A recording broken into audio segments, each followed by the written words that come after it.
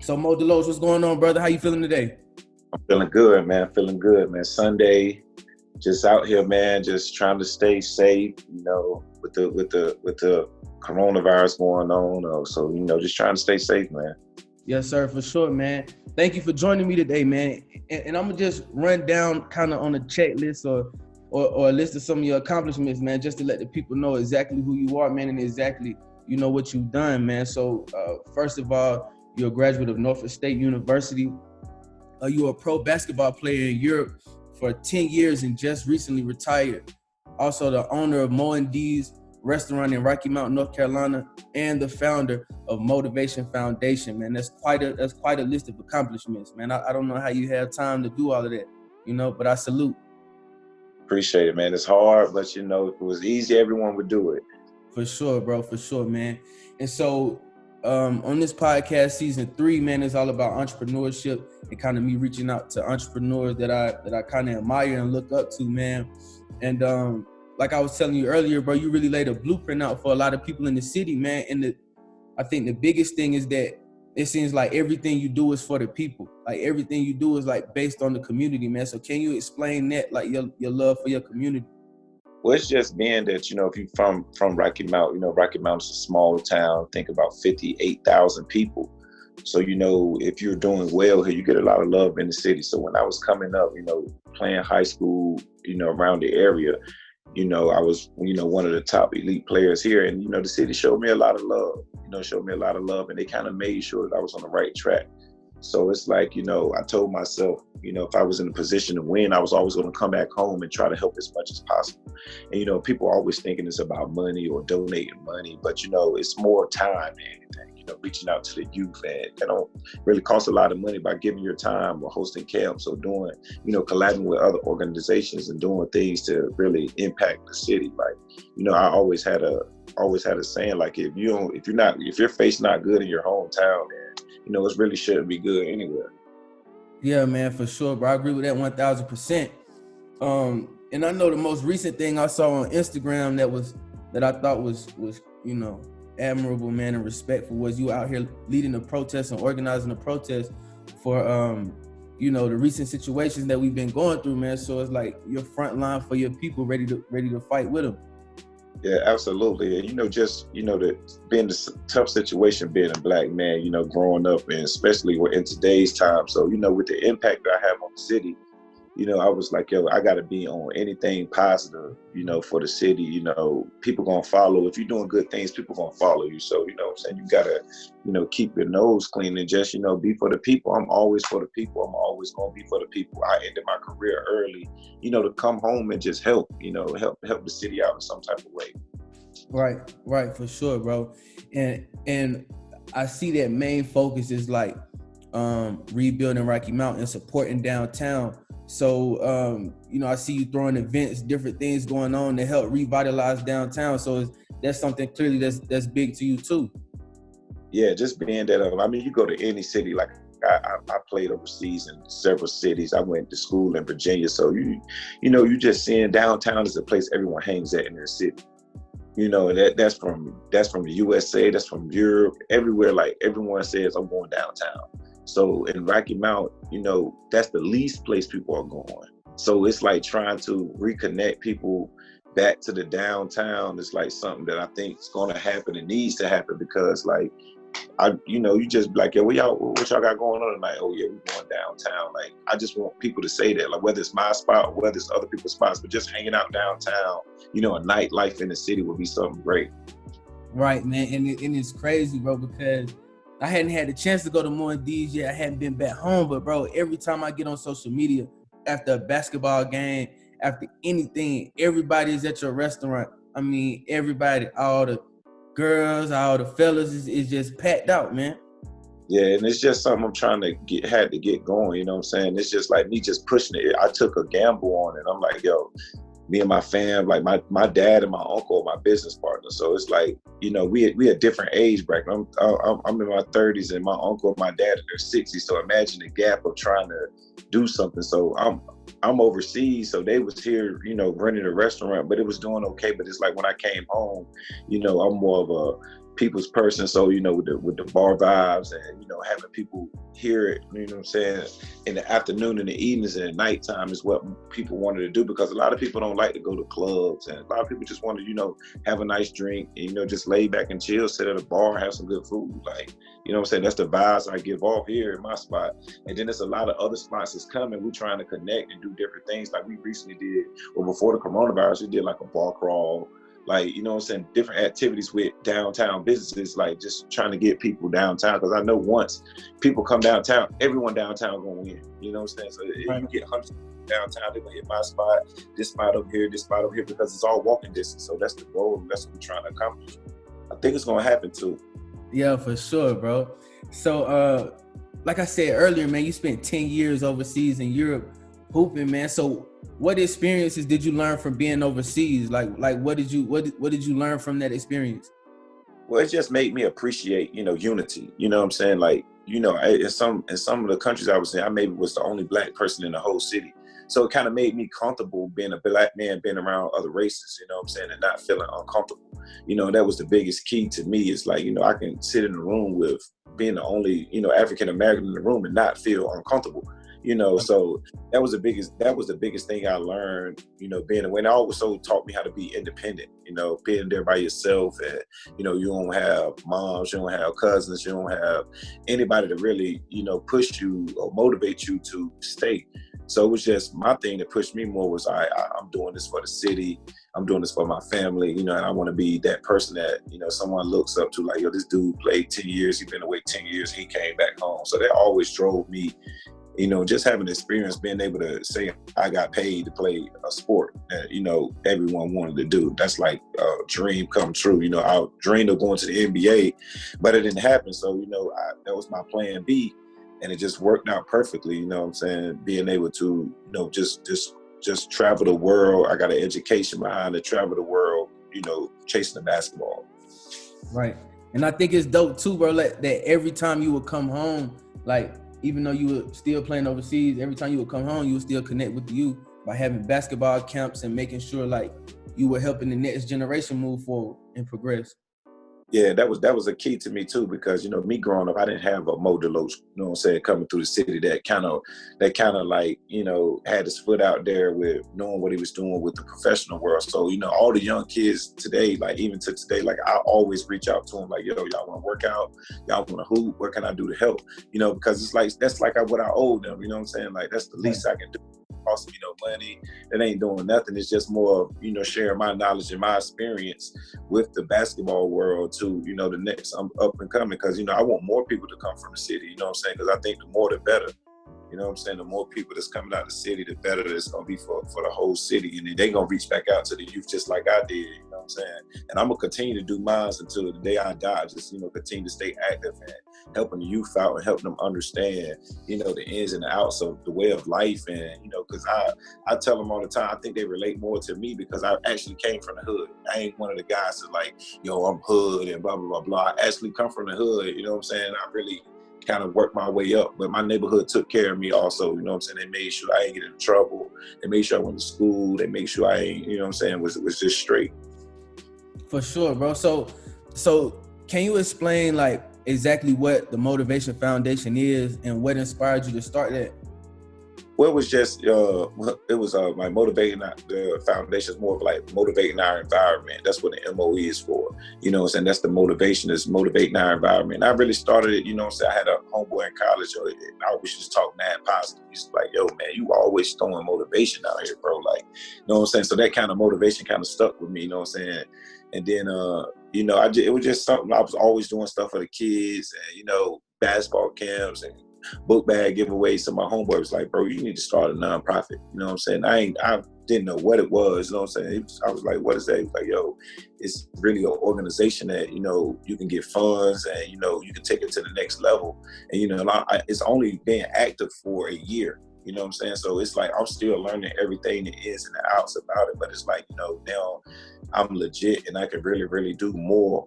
You know what I'm saying? And really go to a business like, listen, I'm really a nonprofit. You know what I'm saying? Like, do you mind sponsoring this and sponsoring that? Because my sponsors just been coming off relationships with me or, you know, what I was doing, you know what I'm saying? So now it's really legit. And I think like, if I want to go somewhere and, you know, explain my event and what I'm doing and to give a business a right to be like, all right, he ain't playing now. Like, he got it all down. It's all legit. So now we can, you know, cut him a check to do what he really want to do in the city because it's known that I'm really doing what it, you know what I'm saying, what it needs to be done. Right.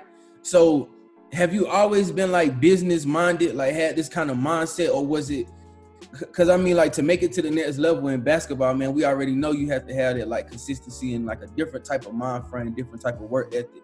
So like, you know, you can tell the work ethic is there, but have you always had like an eye for business? Nah, bro, to be honest, like just being all the way real, because you know what I'm saying, like I didn't have a business mind at all. So it's like, you know, my first couple contracts, I probably blew everything, you know what I'm saying? Just like on having fun, partying, like buying designer stuff, like, you know, stuff like you ain't never, I really never had no bread growing up. So, you know, the first couple ones, I'm like, all right, bet, I'm gonna just blow these, have fun, because I'm gonna go right back over and run it back up. So that's the mentality I had until like I got a little bit older in my career and I started talking to like other people, and I started talking to my pops and I started talking to my moms, my uncle. They're like, all right, you know, basketball come to an end. So, you know what I'm saying? I know it's fun, but you know, you gotta put something up or you gotta do something else, you know, to generate some money, because, you know, I'm not a 9-to-5 person. Like, just being honest, like I'm not the type of person that can go sit in the office and pick up the phone and do this. That's not, you know, that's not me. I like to wear, you know, shorts and basketball shorts and Jordans and, you know, and be able to run and be able to do as please, you know what I'm saying? So that's why I kind of got that mind frame from like, all right, let me, you know, kind of figure out what I want to do next after basketball. And then, you know, I watched a lot of YouTube videos being overseas, like just a lot, just research on my computer, you know, when I got out of practice. I have nothing to do, like, you know what I'm saying? It's not cable TV over there, so you more of a computer guy. So I had my computer, I hooked my HDMI cord up to my TV, and I was just like on the internet, just trying to figure out ways, bro, to make money or ways to like be more successful. That's where the business minded stuff came from. Then I started approaching, you know, other business minded people, and you know, asking them what they think about this and what I should do about that, and then that's where I really kind of got it from. So you were just using your resources, man, tapping into those free videos on YouTube. Yeah, absolutely. And I see that you're big on social media too, man. So that a lot of that came over from just being overseas and not really having access to other things. So you just kind of got and really learn how to finesse the social media platforms. I see you on Facebook heavy, with like promoting everything that you're doing. I see you on Instagram promoting the movement. So it's like you're big on social media, man. You have a presence on that for sure. Yeah, that's key. I think, you know, nothing is easy, but I think it's easier now because you really like somebody go watch your page and see what you're doing. You know what I'm saying? It could be a person that thinking about doing this, thinking about doing that, and then they just click on your page and you always doing something. So, you know, the social media key is big for like, you know, business and promoting yourself, you know, to, you know, sell. It's like really selling yourself. Like people got to see it. They can continue to see it and continue to see it. People gonna see what you're doing, you know what I'm saying? If you keep putting it out there, and then I use the basketball stuff. People follow me because of the basketball. So, you know what I'm saying? They love, it's like I was showing them the way of life. You know, some people never been overseas. I would post pictures, I would go live, I would do this. Right. Let them see what was really going on, you know, because it's like I can explain it to you, but people would think I'm lying if I say like some of the crazy stuff that was going on over there. So right. If you show them, it made them feel like they was there. So, you know, people follow that. And then I'm like, all right, you know, I got thousands of people following me on the social media. Let me go and try to promote this. Let me go and try to promote that. Let me show them I'm doing this. Let me show them I'm doing that. And then it just continue to grow. And I'm still doing the same thing. Like people love that because they still following, you know, the pages and they still doing this. And now it's more positive stuff. Let's do camps. Let's do youth stuff, restaurant, this and that. It's like, you know what I'm saying? So I'm just going to continue to have something going with that. You know what I'm saying? That social media gave it a key. Right, man. And look, that like leads me over to my next point, bro. With you wearing so many hats, doing so many different things, like what's the average day like for you, like trying to balance out everything that you have going on?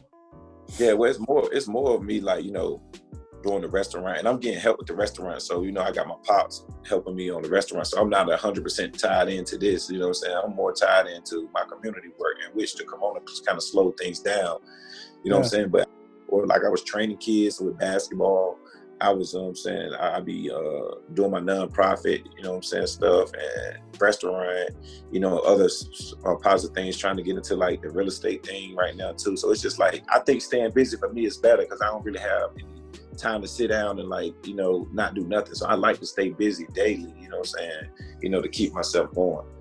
Yeah, man. And I hear you just mention real estate, man. So are you interested in investing in the process of kind of learning more about it and want to get your feet wet in real estate? Yeah, well, I actually bought a duplex, like a duplex, flipped it, where it was like a 2 apartments, Yeah. I got into it. I'm still like kind of learning about that too, but it's like something like, if you can get an income coming in, then you fixing up houses, fixing the neighborhood, that's what I'm on, like, and then I can really get paid for it and then help my community also. So, right. I'm big on that. And, I just got one probably about 6 months ago and I fixed it up and, I got 2 tenants standing. So I'm looking for my next project right now.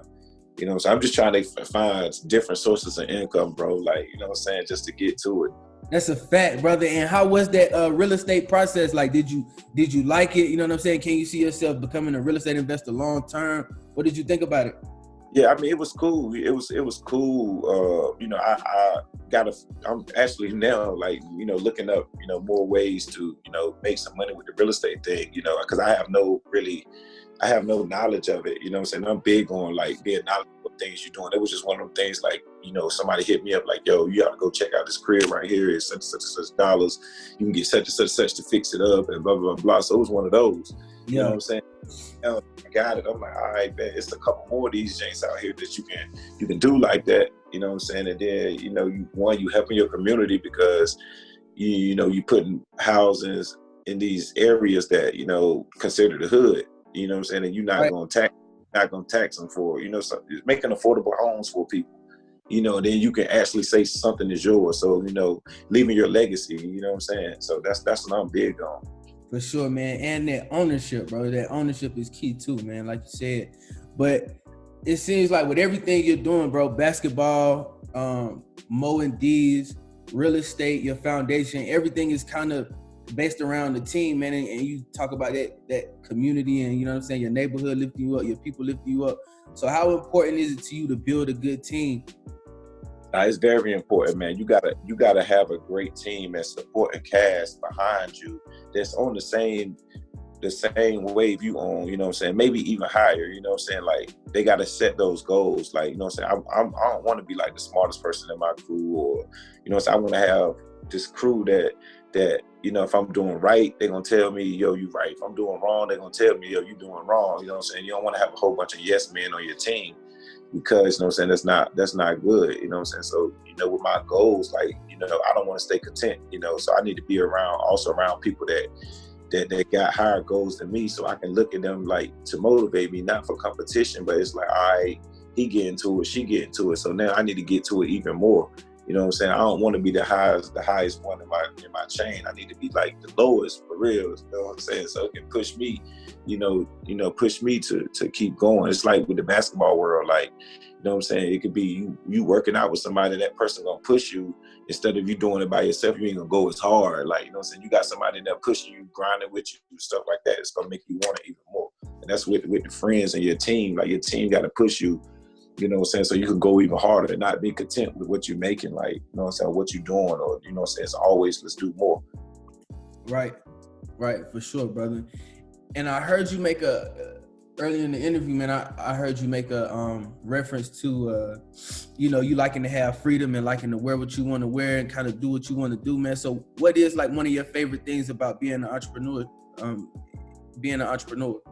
Well, it's basically, I get to, I make my own, moves. Like, I don't have to wear a suit every day, or I don't have to listen to nobody tell me like, oh, you got to do this, you got to do that, which I'm not knocking, that, because that's what certain people do, you know what I'm saying? But I don't want to go to a place and I'd be like, yo, I hate my boss. I don't want to work for him, or this and that, you know what I'm saying? I don't never want to do that. So, that's one of the best things, is you be able to kind of dictate what you want to do, or, you doing what you really want to do to make it successful. You know, so you ain't really listening to nobody like that's mandatory that you got to do this, or you got to be here at 8:00, or you got to do this, or you can't be on your cell phone, or you got to wear a tie today, or you have to wear this pink shirt. Like, nah, you can. If I wanna come in with some balling shorts with a nice shirt to say Norfolk State, then that's what I'm gonna do. You know what I'm saying? Like, that ain't gonna change the way people gonna look at me, because it's me. I'm making my own boss moves. Like, I'm gonna make it acceptable. Okay, I go to meetings in balling shorts. You know what I'm saying? Like, right. And people be.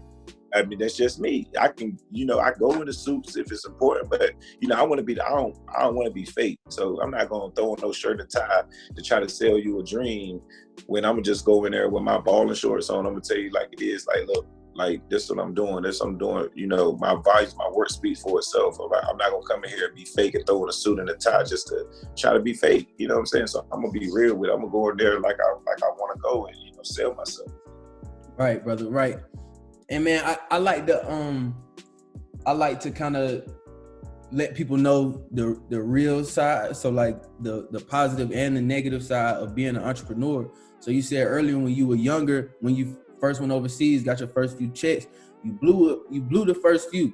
And I'm like, man, every young person would do that, but every young person may not necessarily be lucky enough to get that check back. So is that like one of the, can you talk more about that or any other mistakes that you made starting out that you wish you could have avoided? Yeah, I'm still making mistakes. Like, you know what I'm saying? Like, I ain't got it all figured out yet. Like, with my restaurant now, like, I haven't made not $1, you know what I'm saying? But it's just like you said, ownership, you know what I'm saying? So, more mistakes was just like not having credit, you know what I'm saying? Not working on my credit at an early age, not knowing how to save, or, you know what I'm saying? Just not having a lot of knowledge on, okay, you doing this, you taking this loan out, you're going to do this, you're going to do that. So it's just like, being able to not have knowledge on everything, you know what I'm saying? Like, start saving, start investing, as in like these little apps is going in, Robinhood, stocks, and like, just learning more about money, you know what I'm saying? Instead of like, going and buying Jordans all the time or doing this, like, taking steps and do something different, learn how to save, you know what I'm saying? Because, that money can be hard, easy to blow, like, you know what I'm saying? Hard to get back for real, you know what I'm saying? So that's the main key. And what we know, some of my mistakes was just having too much fun, like, you know what I'm saying, hanging out, drinking, doing this, doing that, just having fun, like blowing money on nothing and have nothing to show for it. You know what I'm saying? So I learned that, you know what I'm saying? Just like, yo, take what you was blowing it, try to invest it, or try to, I'm gonna blow it on a kid, blow it on helping the community, you know what I'm saying? Cause that's gonna bring something back 10 times better. You know what I'm saying? Sometimes you gotta be a blessing to get a bigger blessing. That's a fact, bro. That's a fact, man. And so with like majority of your businesses and everything that you do based on people and based on like contact, human contact, how did the coronavirus like affect you? Did it throw you off, or did it make you, you know what I'm saying, switch gears? Like, what was that like? The coronavirus hurt me so bad because the simple fact, like, everything was about to go good. Like, I had a couple contracts with the city. Like, I was training, man, so many kids in the gym with the basketball, like I was like doing great, and then like it all stopped. So like the first month, I was like, all right, man, I'm still living off of, I got some bread, saved up, and then it kept going, it's still going to this day. I can't train no kids, I can't get in the gym. My contract with the city done because I can't, work out or do stuff like that. So it's like, it kind of hurt, but then again, it kind of gave you like I'm back to the grind, you know what I'm saying? When everything get back, I'm back to the grind. I'm back at square one, like, you know what I'm saying? So that's going to make it exciting for me, because it's like everybody got knocked down, you know what I'm saying? Everything got knocked down. So it's like getting yourself back up to the highest peak. It's like fun to me because it's like really where your grind is at, you know what I'm saying? Then like you got all this time, like, it's going to make a lot of people, I think a lot of millionaires going to come out of this time because there's people sitting at home researching, there's people at home doing this, people saving money. So it's like people going to figure it out. And then when it's time to open back up, I think everybody need to be ready because it's going to be like a push. Everybody going to want to come out. Everybody going to want to do this. Everybody going to want to do that. Like, you know what I'm saying? I just love seeing people, like now I see people selling stuff on the internet. People doing this, they trying to figure out a way to make it, and I love to see that, especially us as Black people. Like, I salute people selling hair, people selling this, people selling t-shirts, people selling soap. Man, I love to see stuff. You feel me? Because they being creative. Us as Black people, we are very, very creative. You know what I'm saying? The only thing we be missing is the funds, the capital. You know what I'm saying? If we get that, our ideas be on point. The difference be like other people have the money, they have $1 million back in them. You know what I'm saying? So I love to see that, man. You know what I'm saying? This coronavirus gonna help a lot of people, as in giving them that mind frame and giving them that grind to continue to go. For sure, bro, for sure. And I heard you talk about, you know, you had a friend in college that kind of put you on about foundations and nonprofits. And then you say your people back home were talking to you about, hey, you got to think about life after basketball. So, you know, you had those conversations with people, but like sometimes when people say stuff, it still won't really register, it won't really click. But when did it click for you and you knew like, okay, this is what I need to do to survive? And like, when did that really click? Well, I mean, it really kept, when opportunities kept coming, you know what I'm saying? You know, I was turning deals down, as in like, people like, you should do this, you should do that. Like, I'm like, nah, I'm good. I'm scared. I'm scared to like spend money on stuff like that. But when they keep coming, it's like God showing you a sign like, bro, you got to take heed to it. You know what I'm saying? So that's what kind of clicked when everybody keep telling you, and then like, you know, signs coming, this sweet deal coming, or, you know, you can find a crib for this amount of price, and it never happens like that. Like the deals keep coming like that. Like God trying to tell you, like, look, it's time. Like it's time for you to, you know, tap into, you know, what's next. And then I always knew, like, I know I'm not going to be playing basketball forever. So what are you going to do? You know what I'm saying? You got to use your popularity. You got to use your influence you have on the community, you know what I'm saying, to make a life with it. For sure, bro, for sure. And so as an entrepreneur, like, how do you define success, like personally? Like what is success to you? Well, success to me is, I mean, it ain't even about money when it comes to success to me. It's just, you know, being happy. You know, I feel like I'm successful because if you had to take a survey from what came from my neighborhood, you know, I would probably be like, you know, one of the few that made it out the hood, and people didn't really believe that, you know, as a Black person, or, you know, where I came from, that I would be, you know, the place I am today. So success to me is like, you know, just being happy, you know, accomplishing something, one of your goals. Like I had a goal list. I was looking at my phone the other day, and like I had a goal of like 20 things, and I checked off at least like 10 of them already. Life goals I made years ago. You know what I'm saying? So I checked off 10 of them, 10 of them, 10 of them, you know what I'm saying? So that's what I consider successful. You know, it's just your goals, you're accomplishing the goals that you wrote down, you know, years ago, or, you know what I'm saying, whenever you decide, I'm like, now I'm about to go in and set, you know, 10 more new goals, you know what I'm saying, and try to check them off. You know, that's what I define success to me.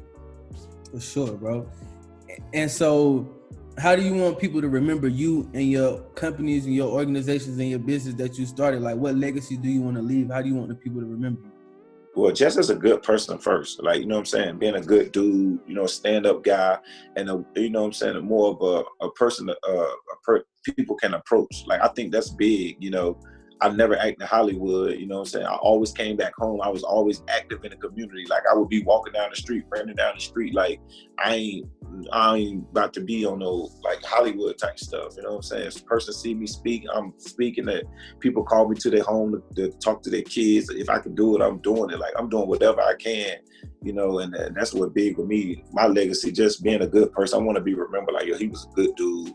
He cared about the community. He had fun. He loved Rocky Mount. You know what I'm saying? He wanted to do whatever it takes to make this a better place. That's a fact, brother. That's a fact, man. And man, on the podcast, bro, I just like to play a little game at the end, man. Ask 3 fun questions, because I know talking about entrepreneurship can get kind of deep sometimes, bro. So I just wanted to ask some lighter questions, if that's cool with you. That's cool. All right, so first one, bro. Where your favorite place to travel? I know you done been all around the world. Italy. Italy? Yeah. Yeah, what about it? Just the food, and you know, that was my favorite place. I was in Rome for 3 years, so that was like one of my favorite places to be at. You know what I'm saying?